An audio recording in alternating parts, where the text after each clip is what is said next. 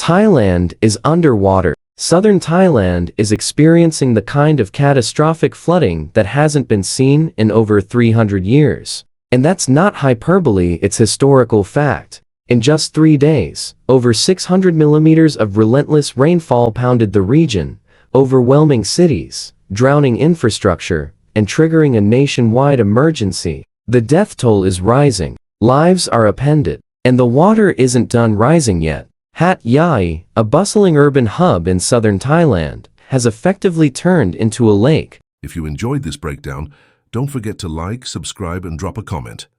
Your feedback helps shape what we cover next, and you being here keeps the conversation going.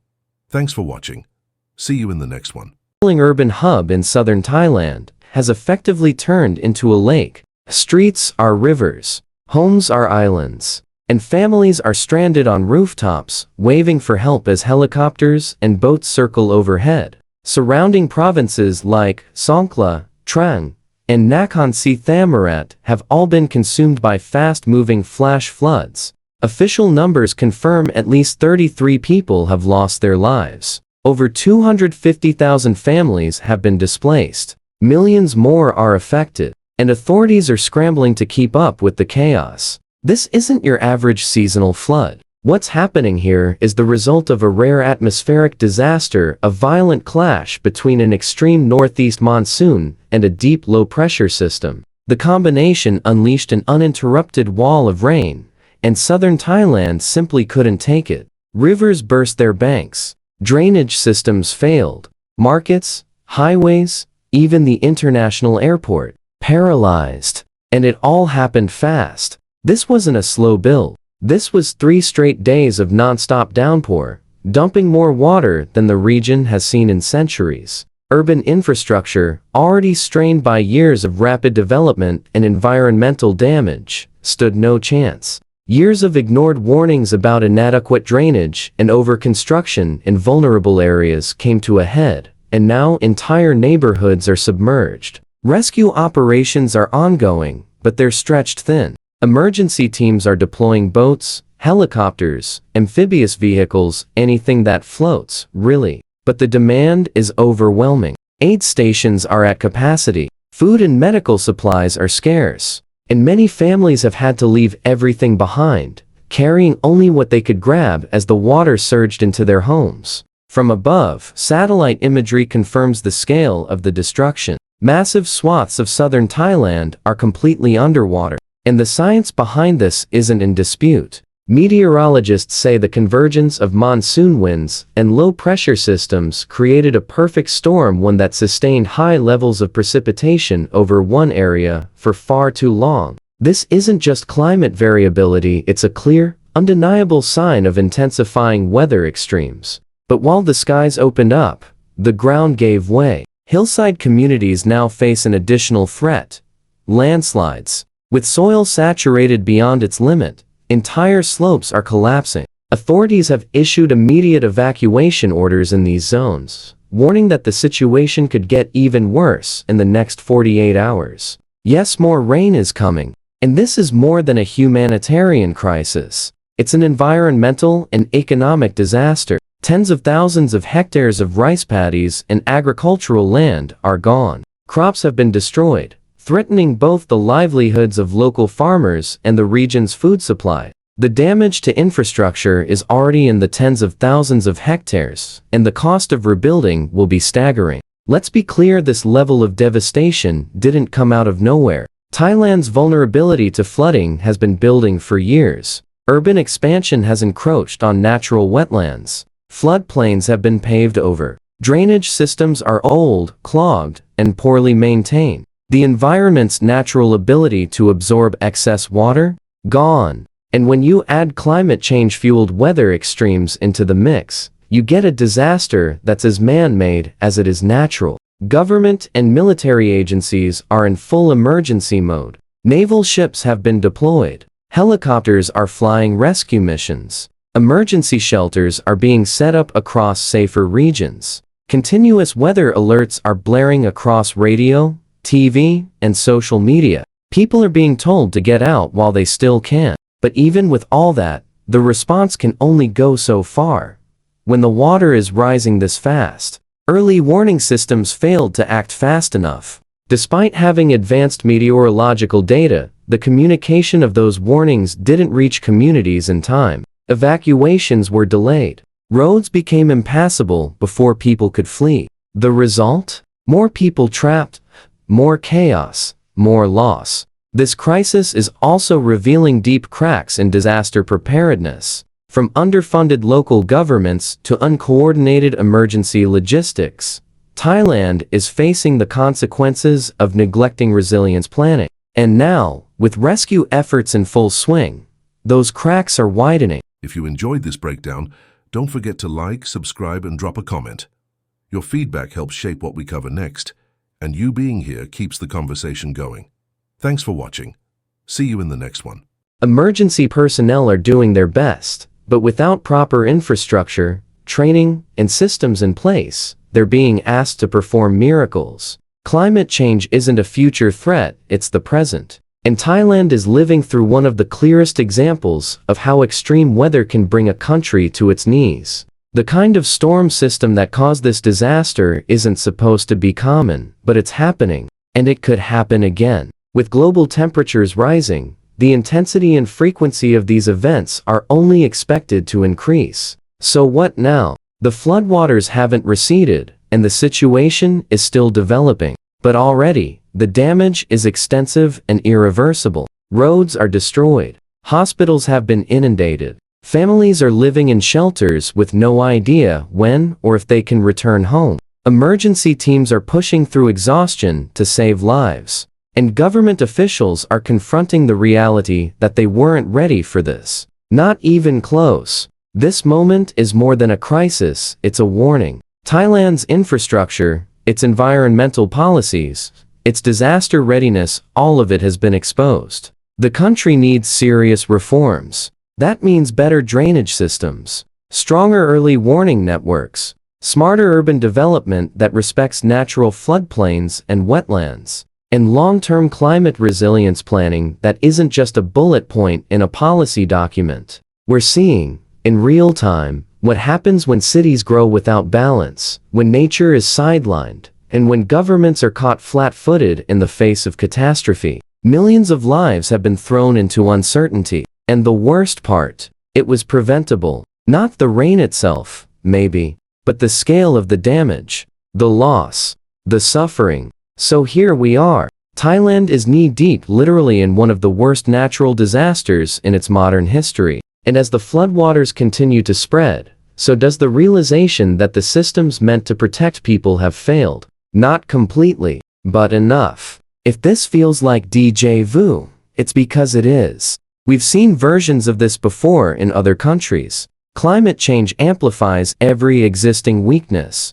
And unless those weaknesses are addressed, disasters like this will keep happening. Stronger, faster, deadlier. As Thailand faces the ongoing storm, the rest of the world should be paying attention. Because this isn't just a local emergency, it's a case study in how vulnerable modern society is to extreme weather. It's a glimpse into the future we're hurtling toward unless serious action is taken. If you've been following the situation and want to stay informed as it evolves, make sure to subscribe. Share this with someone who needs to understand how climate impacts aren't abstract, they're real, and they're happening now. And drop a comment. What do you think governments need to do to prevent disasters like this? Let's talk about it. Alright, let's pick back up. Because here's the reality. Southern Thailand isn't just battling a flood, it's battling every shortcoming that's been swept under the rug for years. And now, under 6 feet of murky water. Those issues are front and center. You don't need a policy paper to see the consequences. You can see it in the aerial shots of submerged villages. You can hear it in the voices of families who've lost everything. And you can feel it in the rising anger from citizens asking, how did we let it get this bad? We're talking about a country that's no stranger to heavy rain. Monsoon season is part of life here. But this wasn't seasonal. This was catastrophic. Over 600 millimeters of rainfall in 72 hours. That's not just a lot of rain. That's city-crushing, record-shattering, drain-destroying rain. And when that kind of water hits a region already weakened by environmental damage and aging infrastructure, you get exactly what we're seeing right now: chaos. Let's talk infrastructure, because the storm didn't just break the systems, it exposed how fragile they were all along. Drainage, overloaded, blocked. In some places, non-existent. Roads, gone. Not just cracked or muddy, washed out entirely. Entire towns cut off because access points have been obliterated. Hospitals are flooded. Airports have suspended operations. Emergency responders are using boats to navigate main roads that now look like canals in Venice. Except this isn't charming, it's deadly. And then there's the human cost. At least 33 confirmed dead. That's not just a number. That's families who never got the chance to evacuate. That's people who were told to wait, that the situation was under control, only to wake up surrounded by water. And now, hundreds of thousands have been displaced. Parents carrying children through waist-deep floodwater. Elderly people stranded in upper floors, cut off from aid. Makeshift shelters crammed with survivors trying to stay dry, trying to stay safe, trying to hold on to some kind of hope. What's especially infuriating is how predictable this all was. Scientists, engineers, environmental experts, they've been warning about this for years. Urban sprawl has erased natural protections. Wetlands, which once acted as flood buffers, have been paved over. Forests cleared. Rivers rerouted. When you dismantle nature's safety net and replace it with concrete and shortcuts, you're not building a city, you're setting a trap. And now, that trap has sprung. The environmental destruction isn't just collateral damage, it's part of the reason this is happening. When land can't absorb water because it's been sealed under layers of development, where does that water go? It runs fast into homes, into shops, into lives. Thousands of hectares of crops are gone. Rice fields drown. That's not just lost income, it's future food security thrown into question. Rural communities that rely on agriculture now face months, possibly years, of economic recovery. And all of this in the middle of an ongoing climate crisis that's only going to make these weather events more intense and more frequent. The government's response has been massive, but even that feels like a scramble. Navy ships deployed, helicopters lifting people off rooftops, amphibious vehicles maneuvering through narrow city streets. It looks like a war zone because, in many ways, it is. Not a war fought with weapons, but one fought with sandbags, rescue ropes, and desperation. To their credit, emergency workers are doing everything they can, but they're running into logistical nightmares. Evacuation routes were never properly planned. Emergency shelters weren't equipped to handle this scale of crisis. Early warnings were delayed, and for many, came far too late. It's one thing to forecast rain, it's another thing entirely to prepare people to survive it. Even with satellites tracking the storm systems, the speed and intensity of the rain outpaced the alerts. That lag cost time and lives. And now, with landslide warnings rolling out in hillside regions, the danger isn't over. In fact, it's evolving. Soil is collapsing. Trees are toppling. Homes perched on slopes are sliding into rivers. Evacuation orders are still going out. And the rain? It's still coming down. The next 48 hours are critical. Forecasts are predicting continued heavy rainfall, and with the ground already oversaturated, even a small downpour could lead to more disasters. Roads that survived the initial floods could be wiped out in the second wave. Families who just found dry ground may have to flee again. And aid organizations? They're stretched to the limit. And while all of this is happening, you can feel the tension building. Citizens are asking the hard questions. Why wasn't the infrastructure reinforced? Why did flood mitigation projects stall out or get quietly shelved? Why were wetlands sacrificed for development with no long-term plan for environmental compensation? There's no single villain here, but there is a pattern of neglect, of short-sightedness, of ignoring warnings because the worst-case scenario seemed too distant, too unlikely, too expensive to prepare for. And now, southern Thailand is paying the price in full. The economic toll will be massive. Beyond the agricultural damage, there's the cost of rebuilding roads, hospitals, schools. Insurance claims if they even apply in flood zones will skyrocket. Tourism, a major driver of the southern economy, will be paralyzed for months.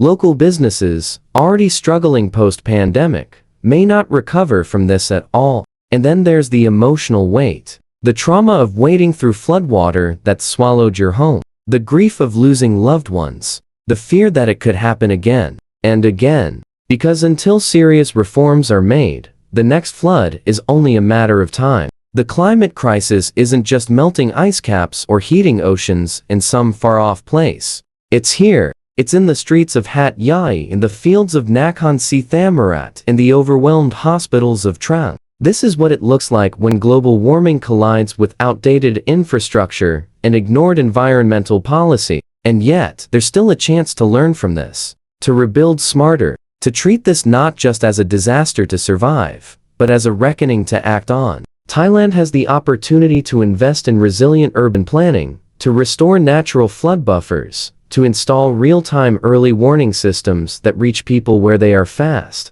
But that means facing uncomfortable truths. It means acknowledging that development without sustainability is a ticking time bomb. That climate change is no longer a scientific debate, it's a lived experience. And that communities on the front lines need more than thoughts and prayers. They need resources, policies, and accountability. Because let's be honest, this isn't just Thailand's problem. Every country with a coastline, a monsoon season, or a floodplain is watching this and silently wondering, are we next? If your city hasn't reinforced its drainage system since the 80s, you might want to start asking questions now. If your government has been cutting environmental budgets, this is your sign to speak up. Because when the rain comes, and it will come, there's no time left to debate.